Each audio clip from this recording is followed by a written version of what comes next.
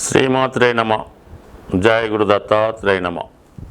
ఈ వీడియోలో మనం మే 14వ తారీఖు రాత్రి సుమారు 10 గంటల 30 నిమిషాల ప్రాంతంలో వృషభ రాశి నుంచి మిథున రాశిలోకి మారబోతున్న గురుగ్రహ ప్రభావం వివిధ రాశుల మీద ఏ విధంగా ఉంటుంది అని తెలుసుకునే ప్రయత్నం చేద్దాం.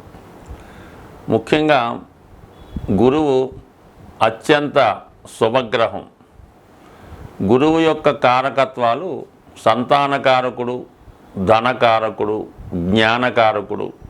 అలాగే మనం గత జన్మలో చేసుకున్నటువంటి పుణ్య ఫలితాన్ని ఈ జన్మలో మనకు అందించే ప్రయత్నం గురుగ్రహం వల్ల జరుగుతూ ఉంటుంది. మనం ఈ జన్మలో చేసుకున్నటువంటి పుణ్య కార్యక్రమాలు, ధర్మ కార్యక్రమాలన్నీ కూడా గురువు మనకి వేరే రూపంలో అనుగ్రహించడం జరుగుతూ ఉంటుంది.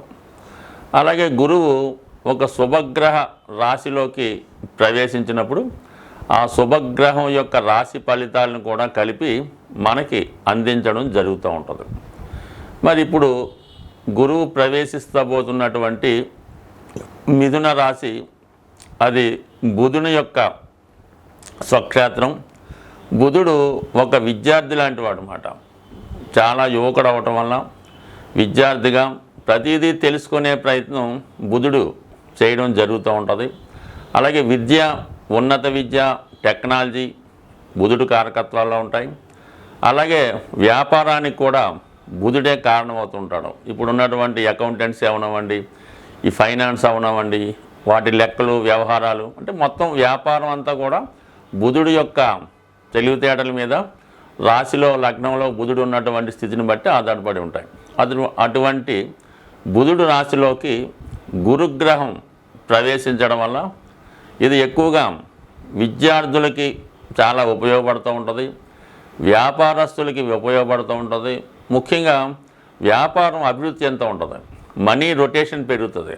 దానివల్ల ఏంటంటే జనులందరికీ కూడా ఈ ఫలితాలు అందడం జరుగుతూ ఉంటుంది. వాణిజ్యంగా ఒక రాష్ట్రమో, ఒక దేశమో, ఒక నగరం ఎదిగినప్పుడు అందులో ఉన్న వారందరికీ ఏ విధంగా ప్రయోజనం కలుగుతుందో ఈ సమయంలో కూడా అందరూ జ్ఞానవంతులై, విజ్ఞానవంతులై మంచి కార్యక్రమాల యందు ఆసక్తి చూపడం జరుగుతూ ఉంటుంది. ఆ కారణాల వల్ల మరి బుధుడు యొక్క రాశిలోకి గురుగ్రహ ప్రవేశం ఏ ఏ రాశుల వారికి అనుకూలంగా ఉంటుంది అనుకున్నప్పుడు సాధారణంగా గురువు కేంద్రాల్లోకి వచ్చిన, అంటే 7, 10, 4 వచ్చిన కోణాల్లోకి వచ్చిన, అంటే 5, 9లోకి వచ్చిన అనుకూలిస్తాడు. అలాగే ధనస్థానంలోకి, లాభస్థానంలోకి వచ్చినప్పుడు విశేషంగా ధనం ఇవ్వడం జరుగుతూ ఉంటుంది. కేవలం గురువు తను మీ యొక్క రాశికి ఏ ఏ భావాలకి కారకత్వాలు వహిస్తుంటాడో ఆ ఫలితాలతో పాటు గురువు సహజంగా ఉన్నటువంటి సంతానాన్ని, ధనాన్ని, విజ్ఞానాన్ని, సంస్కారాన్ని కూడా ఇవ్వడం జరుగుతూ ఉంటుంది. అంటే మనకేమి దశలతో గిశలతో సంబంధం లేదు. సాధారణంగా గురువు 5వ స్థానంలోకి వస్తే సంతానాన్ని ఇవ్వడం, 9వ స్థానానికి ఇస్తే ఉన్నత విద్య, ఇవి కామన్గా జరుగుతుంటాయి. అటువంటి శుభగ్రహం ఇప్పుడు మిథున రాశిలోకి రావడం జరిగింది. మరి మిథున రాశిలో ఏ గ్రహం వచ్చినా కూడా దాని యొక్క ఫలితాలు చాలా తొందరగా ఇవ్వడం జరుగుతూ ఉంటుంది. అంటే బుధుడు అతి శీఘ్రంగా ప్రయాణించే గ్రహం. అంటే చంద్రుడి తర్వాత వేగంగా ప్రయాణించే గ్రహం బుధగ్రహం. అటువంటి బుధగ్రహంలోకి, బుధుని యొక్క రాశిలోకి గురువు రావటం వల్ల కంపల్సరిగా రావటమే అటు విద్యా వ్యవస్థ బాగుపడుతుంది, వ్యాపారం పెరుగుతుంది, మీడియేటర్గా ఉన్న వాళ్ళందరికీ కూడా చాలా అనుకూలంగా ఉంటుంది. ముఖ్యంగా విదేశ వ్యవహారాలు బాగా చక్కబడే అవకాశం ఉంది. మరి ఇదే సమయంలో గురుగ్రహం ఏదైనా ఒక రాశిలోకి ప్రవేశించినప్పుడు ఆ ప్రవేశించిన రోజు నుంచి పుష్కరాలు ప్రారంభమవుతాయి. అంటే పుష్కరాల్లో ఏ నదికి పుష్కరం వస్తే ఆ నదిలో స్నానం చేయడం వల్ల మరి వ్యక్తుల యొక్క పాపాలు నశిస్తాయని, వారి యొక్క పెద్దలు సంతోషిస్తారని, మరి జాతకుడు పరిపూర్ణంగా ఉండడం జరుగుతుంటుంది. మరి ఈ సంవత్సరంలో మరి ఇప్పుడు గురువు మారడం వల్ల సరస్వతి నదికి పుష్కరాలు రావడం జరుగుతూ ఉంది. ఇది కూడా ఒక విధంగా మరి విద్యార్థులకి, వ్యాపారస్తులకి అనుకూలంగా ఉంటుంది. కాబట్టి మీ యొక్క రాశులను బట్టి మిగతా గ్రహాల స్థితిని బట్టి వీళ్ళున్న వాళ్ళు అంటే కేవలం ఈ పుష్కరాలు వచ్చినప్పుడు సరస్వతి నది అనుకోకుండా అవకాశం ఉన్న వాళ్ళు అక్కడ స్నానం చేయొచ్చు. లేని వాళ్ళు ఆ 12 రోజుల్లో ఏదో ఒక పుణ్య నదిలో కూడా మనం స్నానం చేసిన ఆ ఫలితం మిగతా వాళ్ళందరికీ కూడా రావడం జరుగుతుంటుంది. కాబట్టి ఇది ఒక రెమెడీ లాగమాట. మనం ఏదన్నా గురుగ్రహం అనుగ్రహం కావాలంటే ఈ వీడియోలో మిథున రాశిలో ప్రవేశించినటువంటి గురుగ్రహ ప్రభావం తులారాశి వారి మీద ఏ విధంగా ఉండబోతుంది అని పరిశీలించినప్పుడు ఒక విధంగా వీళ్ళకి చాలా అదృష్టవంతులనే చెప్పాలి. గత సంవత్సర కాలంగా అష్టమ స్థానంలో ఉన్నటువంటి గురువు మరి తులారాశి వారికి చాలా ఇబ్బందులు అవమానాలనే కలగజేసిందని చెప్పచ్చు. అంటే అర్హత ఉన్నా కూడా అవకాశం రాకపోవడం అన్నది చాలా వరకు ఆ వ్యక్తికి చాలా అవమానంగా కలుగుతూ ఉంటుంది. అలాగే ఏదైనా ఒక వివాహం ప్రయత్నం చేయడం, ఉద్యోగం ప్రయత్నం చేయడం, దగ్గరగా రావడం మిస్ అవ్వడం కూడా జరుగుతూ ఉంటుంది. మరి ఇబ్బందికరమైన విషయం ఏంటంటే సంతానం కోసం ఇప్పుడు ఉన్నటువంటి సంతాన సాఫల్య కేంద్రాలను సందర్శించి ఒక సుమారుగా 10 లక్షల దాకా ఖర్చు పెట్టి ప్రెగ్నెన్సీ వచ్చినా అది నిలబడకుండా మరి మధ్యలోనే మిస్ అవ్వడం కూడా ఈ అష్టమంలో ఉన్నటువంటి గురువు కారణం అవుతూ ఉంటుంది. మరి ఇప్పుడు మనకి మే 15 నుంచి భాగ్యస్థానంలోకి రాబోతున్నాడు. అంటే ఒక విధంగా అదృష్టం.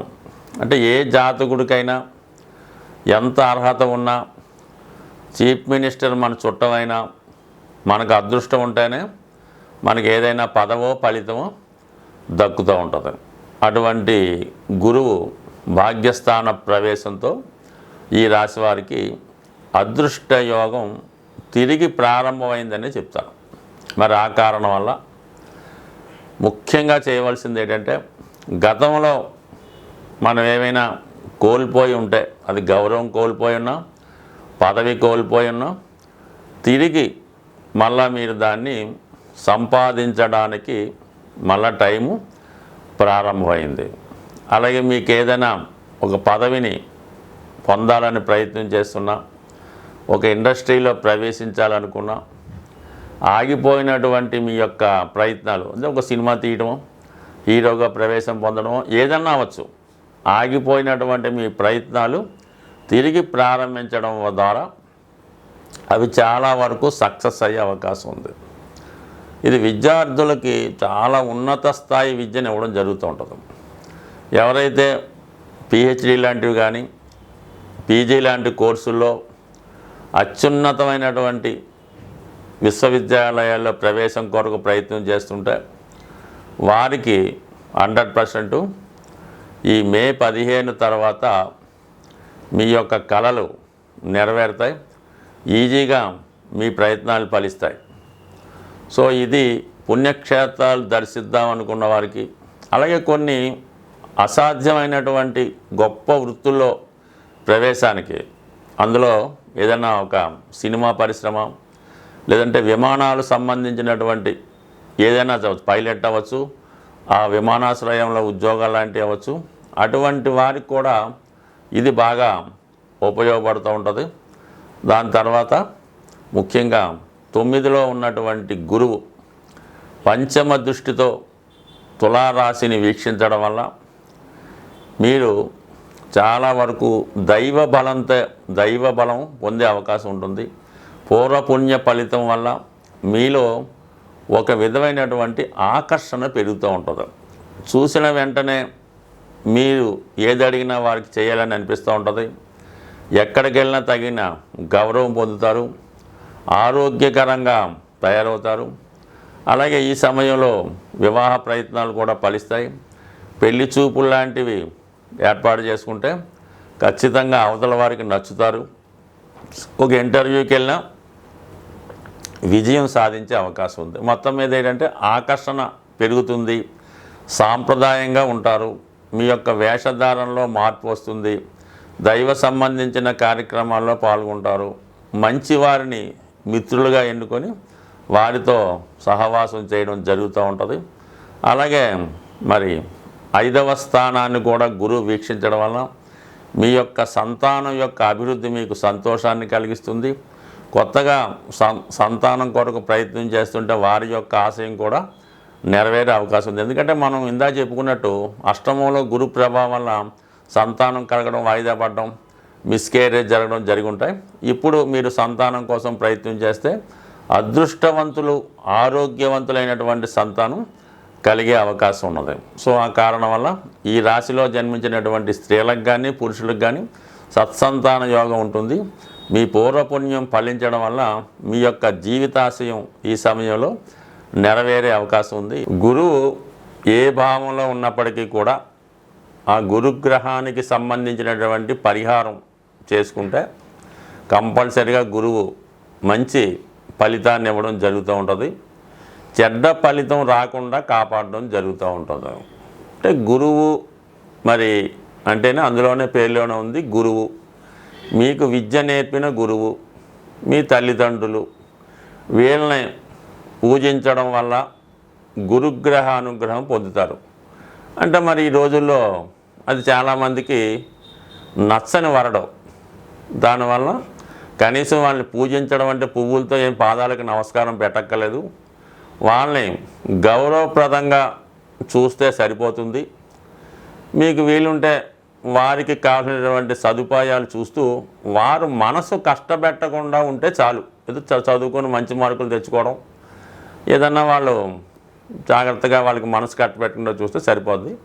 ఇది కామన్గా ఇప్పుడు జరిగే పనులు కాదు. కానీ ముఖ్యంగా దత్తాత్రేయుడు త్రిమూర్తి స్వరూపమైనటువంటి దత్తక్షేత్రాన్ని దర్శించి చక్కగా ఆ దత్తుడిని పూజించవచ్చు.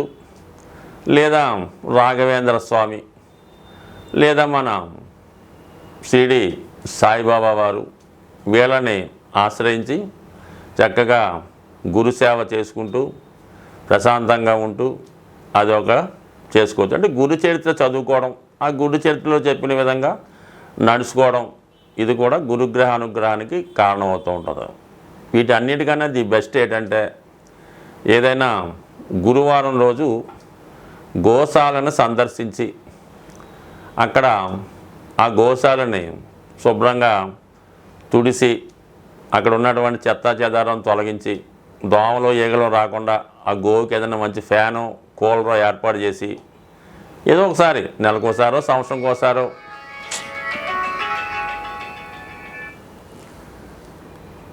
ఆ గోవుకి శుభ్రంగా ఏదో కూలరో ఫ్యానో ఏర్పాటు చేసి సంవత్సరంకోసారన్నా ఆ గోరక్షణ చేయడం వల్ల, గోవుకి శుభ్రంగా స్నానం చేయించడం వల్ల, గోవుకి అనేక రకాల పదార్థాలు ఏమి అక్కర్లేదు కానీ చక్కగా పచ్చగడ్డి పెట్టడం వల్ల మీకు విద్య కావలసిన వాళ్ళు పచ్చగడ్డి పెట్టండి, ధనం కావలసిన వారు తోటకూర పెట్టండి, అలాగే ఆరోగ్యం కావలసిన వారు నానబెట్టిన శనగలు పెట్టండి. సో ఏది పెట్టినా మంచి ఫలితం ఇవ్వగలిగేది గురుగ్రహానికి చాలా మంచి రెమెడీ మన ఈ గోసేవ. దీని అన్నిటికన్నా అన్ని గ్రహాలకి మంచిగా చేసే ఒక రెమెడీ ఏంటంటే మీరు అంటే ఇంక మన చేత కాదు, ఇంకా మొత్తం అన్ని ఇబ్బందులు మనకే ఉన్నాయి, అటు భార్య విడిచిపెట్టింది, తల్లిదండ్రులు తరివేశారు, అప్పులోళ్ళు ఇబ్బంది పెడుతున్నారు, కట్టుకోవడానికి సరైన బట్ట కూడా లేదు అనుకున్నవారు మీరేం చేస్తారంటే ఏదైనా ఒక టెంపుల్లో చక్కగా మకాం అక్కడికి మార్చేయండి.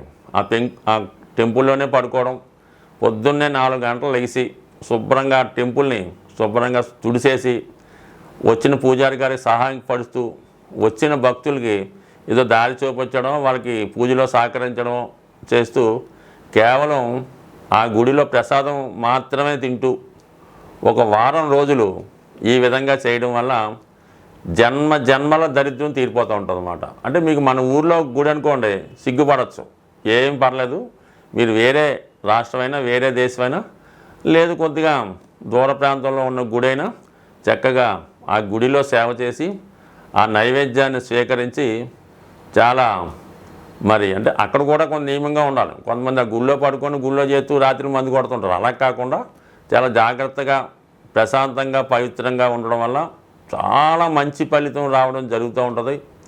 ఇది ఒకసారి చేసి చూడండి. మరి ఈ మధ్యనే ఒక గురువుగారు నాకేం చెప్పారంటే, మనకి శ్రీశైలంలో కొన్ని ఆశ్రమాలు ఉంటాయి. ఋషులు లాంటి వాళ్ళు ఆశ్రమాలు చేసుకుని వచ్చిన వాళ్ళకి భోజనాలు పెడుతుంటారు. అటువంటి ఆశ్రమంలో కూడా మీరు అంటే ఇటువంటి ఇబ్బందుల్లో ఉన్నవాళ్ళు అక్కడ ఆశ్రమంలో చేరిపోయి వాళ్ళకేం డబ్బులు కట్టక్కర్లేదు, అక్కడ ఆశ్రమంలో సేవ చేస్తూ అక్కడ ఉన్నటువంటి మిగతా వాళ్ళకి సేవ చేస్తూ వాళ్ళు పెట్టింది తింటూ ఒక వారం రోజులు ఉన్నా కూడా ఎటువంటి ఇబ్బంది అన్నా పోయే అవకాశం ఉంటుంది. స్వస్తి.